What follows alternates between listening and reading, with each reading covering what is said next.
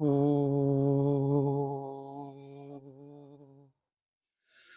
ओ ओ ओ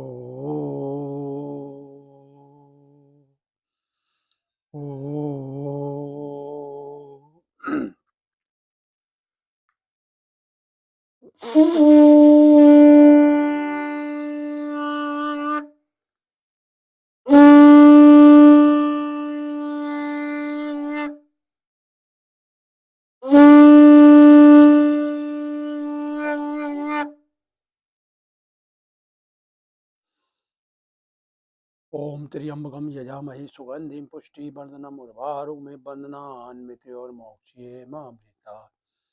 ओम त्र्यंबकम यजामहे सुगंधिं पुष्टिवर्धनम् उर्वारुकमिव बन्धनान् मृत्योर्मोक्षयेमामृता। ओम त्र्यंबकम यजामहे सुगंधिं पुष्टिवर्धनम् उर्वारुकमिव बन्धनान् मृत्योर्मोक्षयेमामृता। सबका मंगल सबका भला हो, फिर वो सब पे कृपा हो। दिव्य नारायण मानव सेवा में आप सभी का स्वागत है। जैसा कि हम देख रहे हैं, आज का समय जो है बड़ा विषम और कठिन समय है। इस समय में पता नहीं कब क्या बीमारी शरीर में लग जाए, अब क्या हो जाए, ये कोई नहीं जानता। इससे पहले कि समय कठिन और विपरीत आए, हमें समय संभल के फूक फूक के पैर रखना है और अपना भला स्वयं करना है। क्योंकि दिव्य नारायण मानव सेवा जो ट्रस्ट है वो प्रभु कृपा से ही बना है और इस ट्रस्ट का जो उद्देश्य है वो यही है कि आजकल जो अचानक कोई भी बीमारी किसी को भी लग जाती है, उस बीमारियों से सावधान करना है। और सावधान व्यक्ति जब ही होगा जब अपने को सही ढंग से सही तरीके से आगे बढ़ाएगा और कर्म योग सिद्धांत पे आगे बढ़ेगा। तो कर्म योग सिद्धांत क्या है? कर्म योग है कि जैसा कि भगवान श्री कृष्ण गीता में कहा, हे अर्जुन तू कर्म कर, कर्म फल की इच्छा मत कर। तू जैसा कर्म करेगा वैसा फल मैं तुझे दूंगा। तो व्यक्ति को निराशावादी न होकर आशावादी बनना है और सिर्फ कर्म करना है, कर्म के फल के बारे में नहीं सोचना है। तो कर्म क्या है कि जीवन को सही जीने का तरीका, और वो क्या है? अगर हम जितनी चादर है उतने पैर फैलाएंगे तो कभी जो है पैर चादर से बाहर नहीं निकलेंगे। इसलिए हमें अपने को व्यवस्थित होते हुए चलना है, क्योंकि व्यवस्था जब तक हम नहीं बनाएंगे तब तक हम जीवन में सफलता की तरफ नहीं बढ़ेंगे। तो व्यवस्था क्या है? व्यवस्था वो है जो व्यक्ति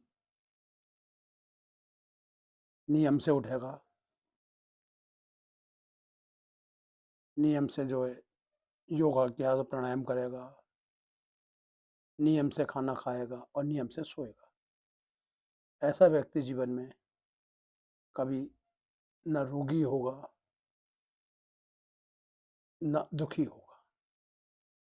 तो जैसा कि हम रोज आपको बताते हैं कि 24 घंटे जो है हमारे लिए, उसमें से मात्र 2 घंटे आप इस शरीर के लिए निकालें।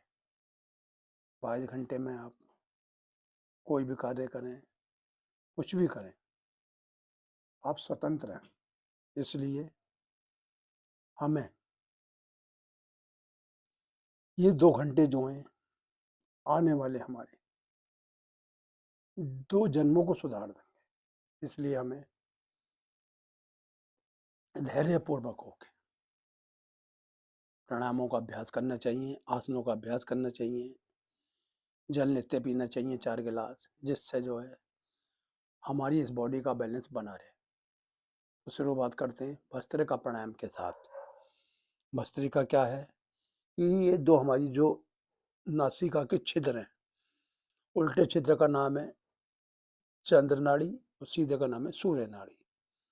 इन दोनों के द्वारा लंबा गहरा श्वास लेना है फेफड़ों तक और छोड़ना है। तो शुरुआत करते हैं।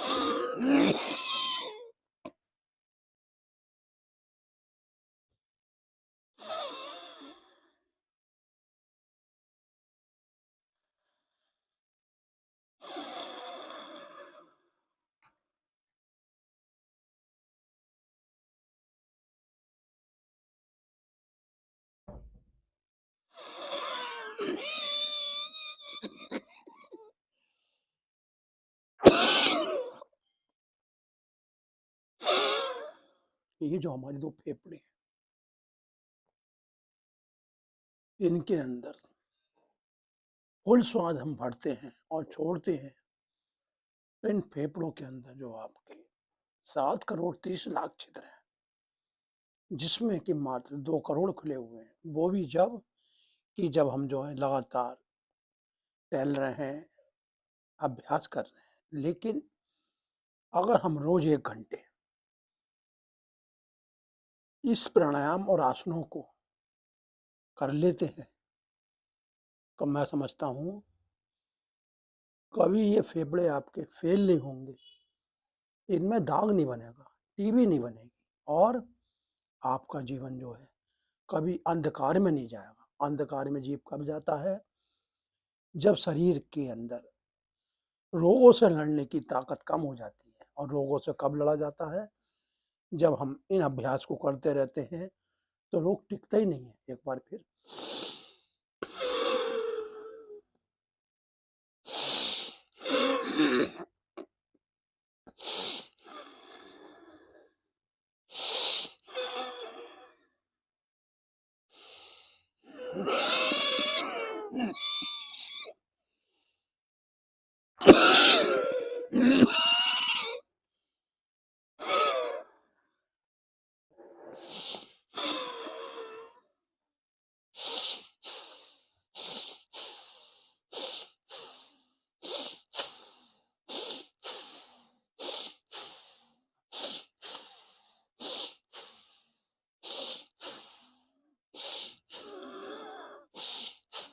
जो ज्ञानी व्यक्ति होता है, वो अपने ज्ञान और विवेक के द्वारा शरीर के अंदर रोगों को नहीं आने देता है। जो अज्ञानी होता है, वो इसी भ्रम में रहता है कि मैं ये दवाई खा लूँगा तो ठीक हो जाऊँगा, ये कर लूँगा तो ठीक हो जाऊँगा। नहीं, अपनी बुद्धि का प्रयोग करें आप।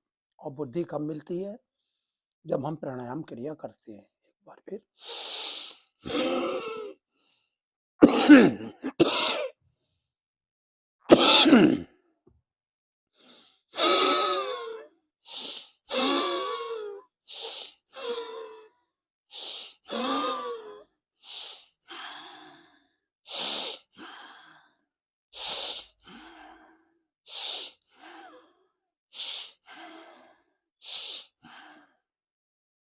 भस्त्रिका करने से फेफड़ों के रोग, टीबी के रोग, दमा के रोग, अस्थमा के रोग, गले के रोग, मस्तिष्क के रोग, ये नहीं होंगे। अगर हैं तो ठीक हो जाएंगे।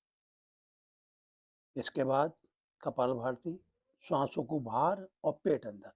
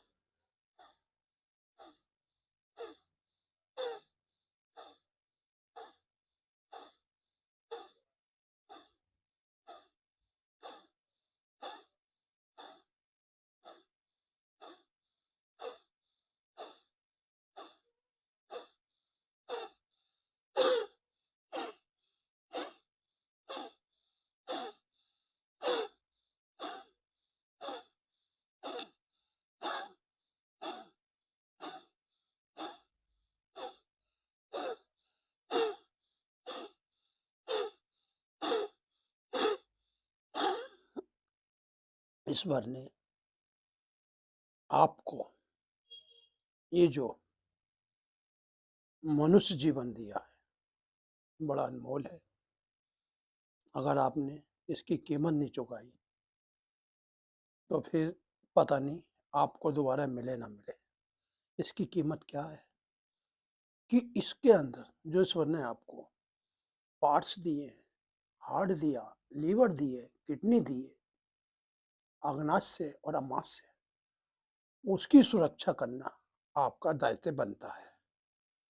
जैसे कि हम कोई भी सरकारी या प्राइवेट नौकरी करते हैं, उसे हमें निष्ठा से करना चाहिए। वहाँ हमें कोई चोरी चकारी नहीं करना, मालिक से झूठ नहीं बोलना। उसी प्रकार ईश्वर ने हमें ये जो शरीर मालिक ने दिया है, हमें इसके अंदर जो भी अवयव और ऑर्गन पड़े हुए हैं, हमें उसकी पूर्ण सुरक्षा करनी। और वो कब होगी? जब हम अपना खान पीन, रहन सहन, उठना और सोना ठीक करेंगे। और वो कब ठीक होगा? जब हमारी दिनचर्या सही होगी। और दिनचर्या में तो सुबह का जो है 4 गिलास पानी है, उसके बाद स्नान है, उसके बाद जो है आपको ये योगासन प्राणायाम करना है। और तभी आपका जो है कार्य पूर्ण होगा। एक बार फिर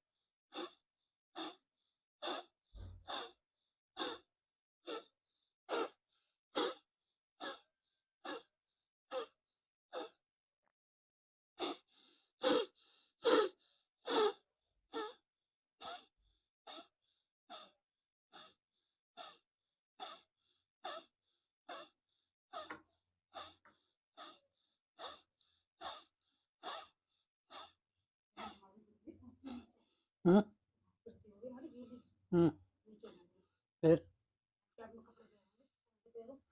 देख ले, इधर से घूम के ले ले।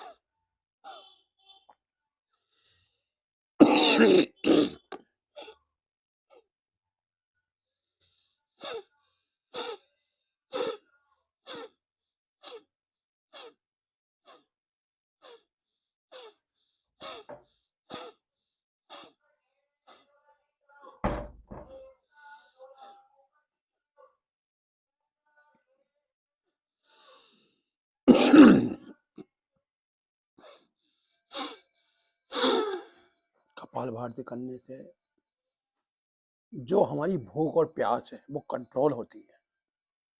जब हमारी भूख और प्यास कंट्रोल होती है तो हमारे शरीर कंट्रोल होता है।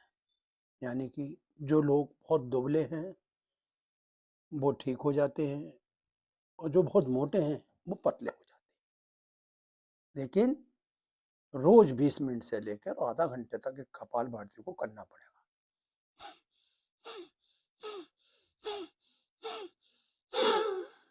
क्योंकि ईश्वर ने हर व्यक्ति के लिए एक अनुपात बनाया हुआ है कि उससे अधिक अगर खाएगा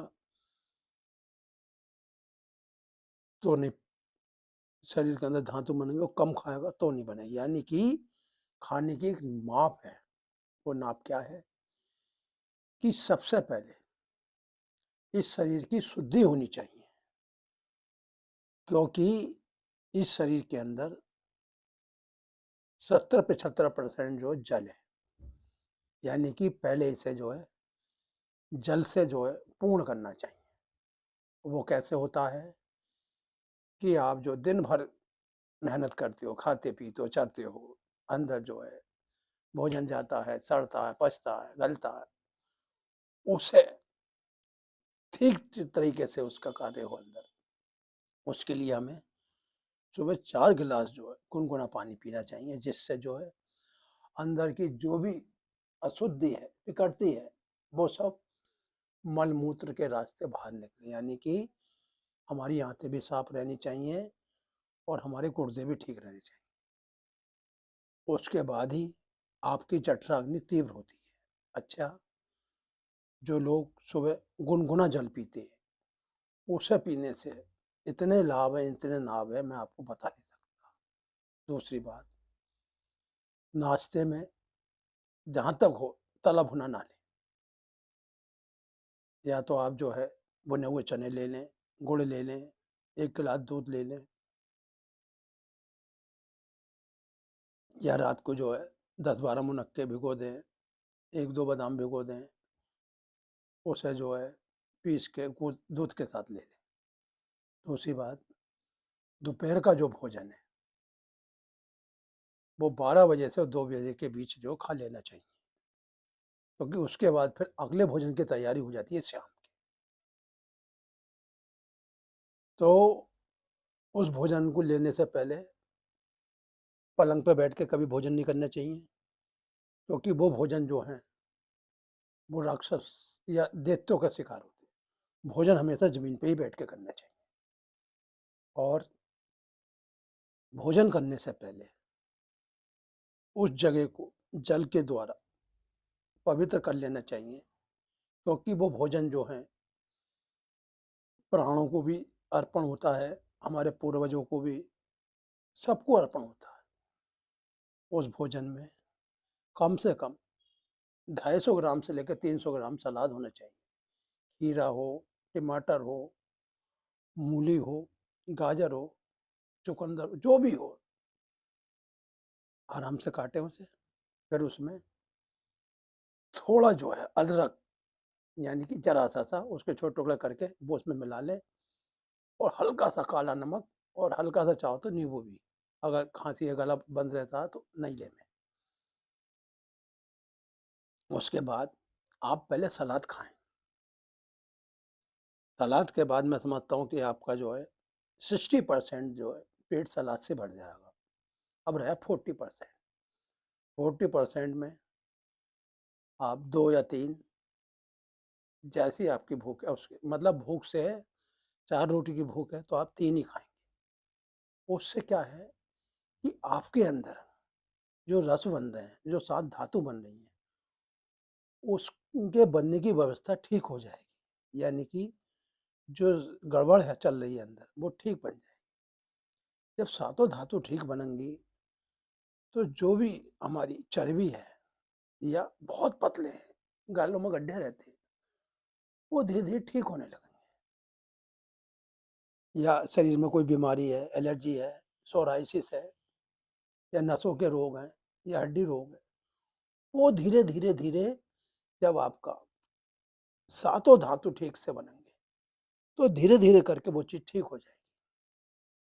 लेकिन इसके लिए आपको निरंतर कम से कम साल भर भी लग सकता है, 2 साल भी, 3 साल भी, 5 साल भी, लेकिन आपको सफलता 100% मिलेगी। क्योंकि हमारे गलत खान-पीन के कारण हमारे शरीर की स्थिति खराब हो चुकी है, और इतनी बिगड़ चुकी है, इतनी बढ़ चुकी है, जो 72 करोड़ 72 लाख 10,210 नाड़ी है, वो सारी की सारी जो है डिसमिस हो चुकी हैं। कभी यहाँ में दर्द है, कभी यहाँ दर्द है, कभी यहाँ फोड़ा है, कभी यहाँ फुंसी है, कभी चेहरा खराब हो गया। वो सिर्फ हमारे खान पीन के कारण। अगर हमने अपना खान पीन ठीक कर लिया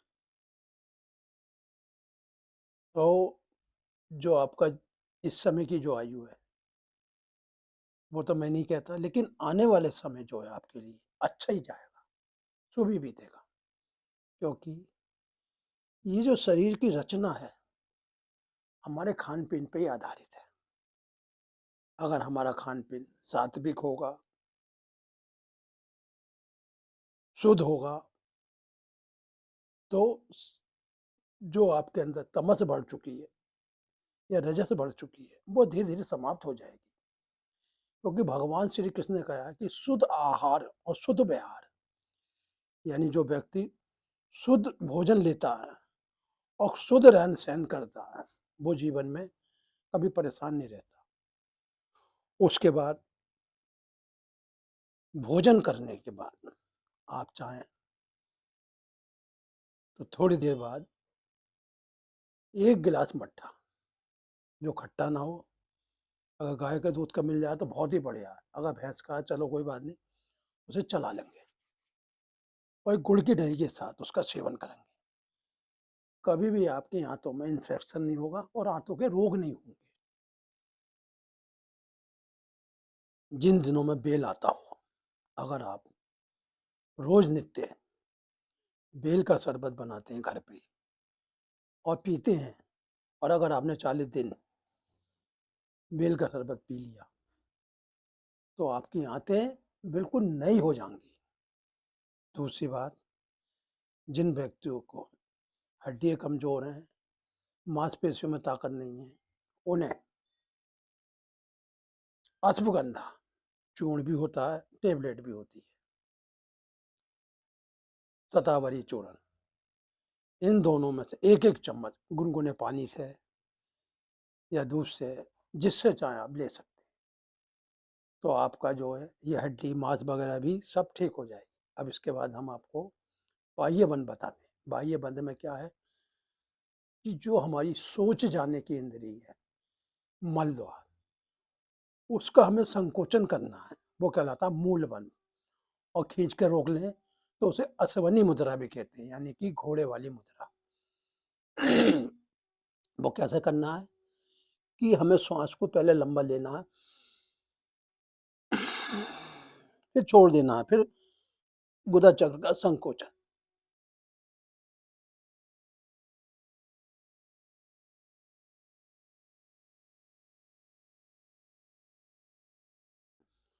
गुदा चक्र का संकोचन करने से क्या होता है, एक तो कभी बवासीर नहीं होती, दूसरा जलंधर भमंदर नहीं होता, तीसरा हमारे पेट में गैसें नहीं बनती।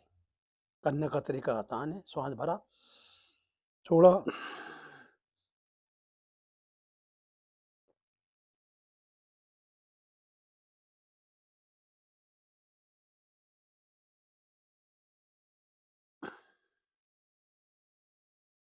फिर भरा, छोड़ा,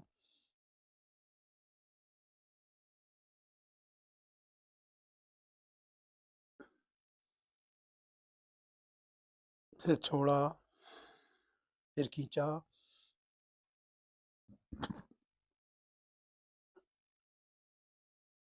इसके बाद पेट अंदर खींच के रोकना, ये कहलाता है उठियान बंद। श्वास भरा,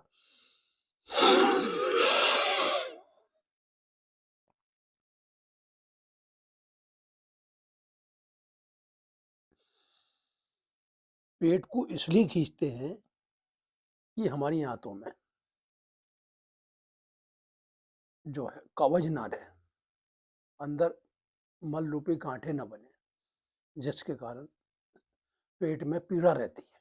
इसलिए हम जो है आपको उद्यान बन बताते हैं। एक बार फिर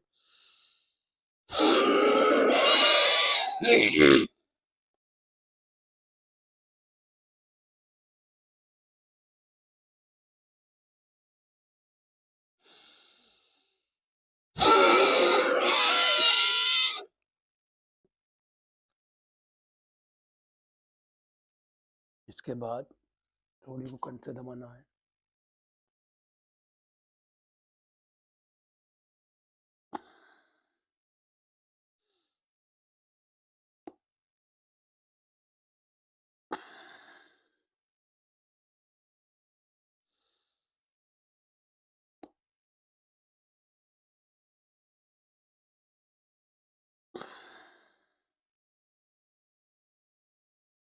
अब अनुलोम-विलोम, अनुलोम-विलोम क्या है? कि उल्टी वाली नाड़ी जो है वो है चंद्र नाड़ी और सीधी वाली सूर्य नाड़ी। उल्टी नाड़ी से श्वास लेके सीधी नाड़ी छोड़ना और फिर सीधे से वापसी लेके उल्टे छोड़ देना, ये कहलाता है एक क्रम। दूसरी बात,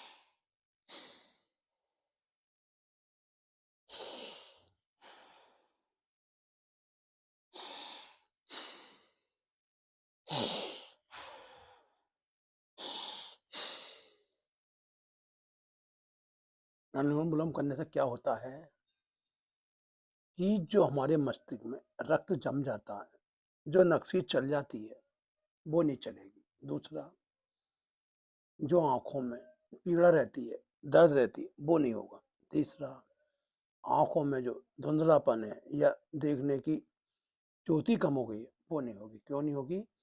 कि अनुलोम-विलोम करने से हमारी मस्तिष्क की नाड़ी, हाड़ की नाड़ी और संपूर्ण शरीर की नाड़ी सब जो है शुद्ध हो जाती है एक बार में।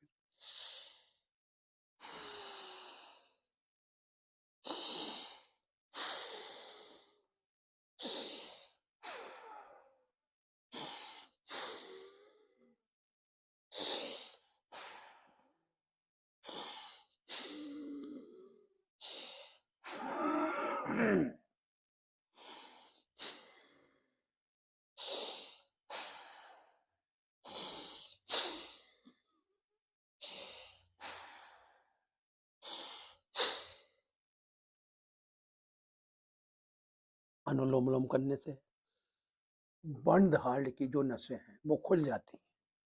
यानी कि हार्ट संबंधी जो भी रोग हैं, वो ठीक हो जाते हैं। कोलेस्ट्रॉल होते ही नहीं।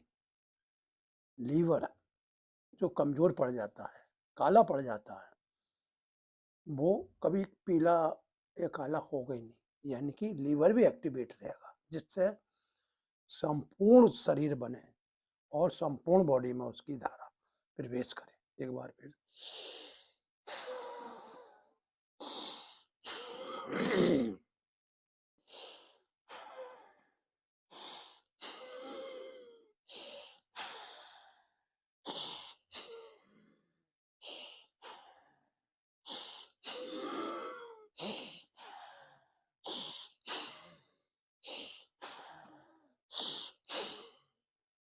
ये जो शरीर है, ये ईश्वर की धरोहर है।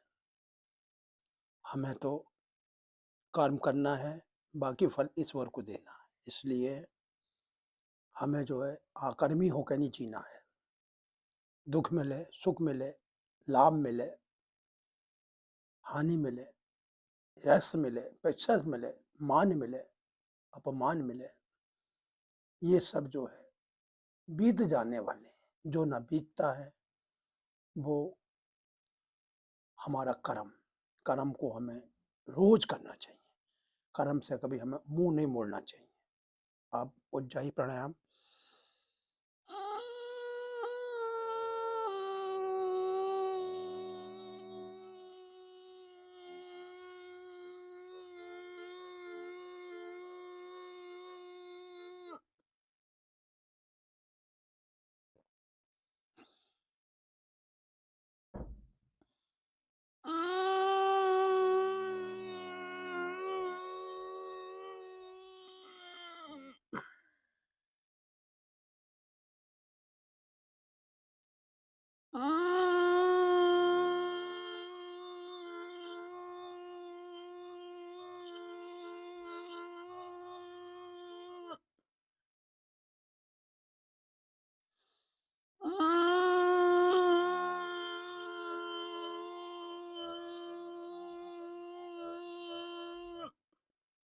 ब्राह्मणी।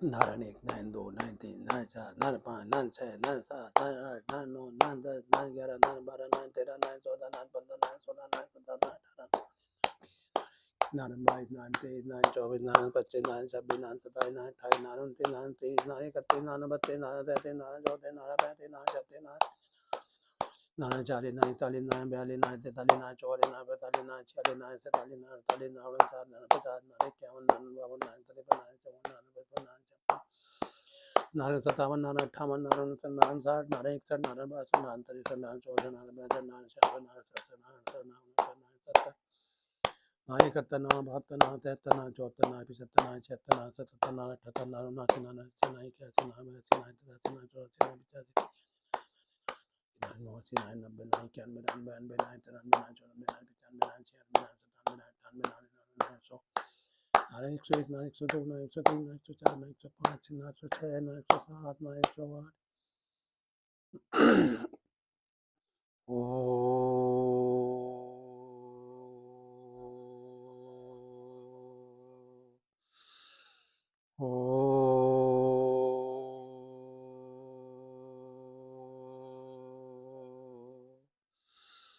108।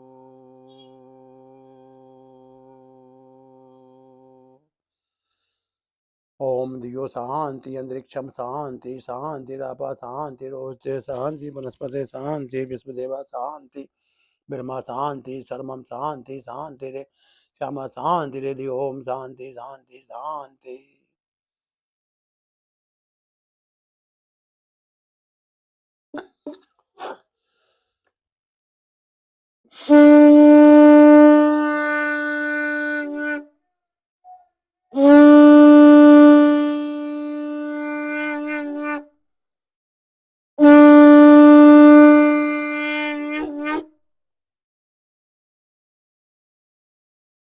दिव्य नारायण से जुड़े सभी प्रेमी जनों से मेरा निवेदन है, चाहे वो स्वस्थ है या बीमार है, ये बच्चा है, बूढ़ा है, या माता है या बहना है, जो भी है, आप अपने जीवन से निराशा निकाल दो। आपका कोई भी कार्य हो, कोई भी आपके मन की मनोकामना हो, वो आपकी एक दिन जरूर पूर्ण होगी, क्योंकि विश्वास स्वयं पर करा जाता है, दूसरे पे नहीं। और जब आप अपने पे विश्वास करोगे तो दूसरा भी आपके विश्वास पात्र बन जाएगा। इसलिए स्वयं पे विश्वास करें और उस प्रभु से, उस आनंद स्वरूप नारायण से जुड़ें, क्योंकि उस आनंद स्वरूप नारायण का नाम ही दिव्य नारायण मानव सेवा है। हम कोई सेवा नहीं कर रहे हैं, ना हमारी हिम्मत की कोई सेवा करते हैं, वो ही करा रिया है और उसी के द्वारा सेवा होती है।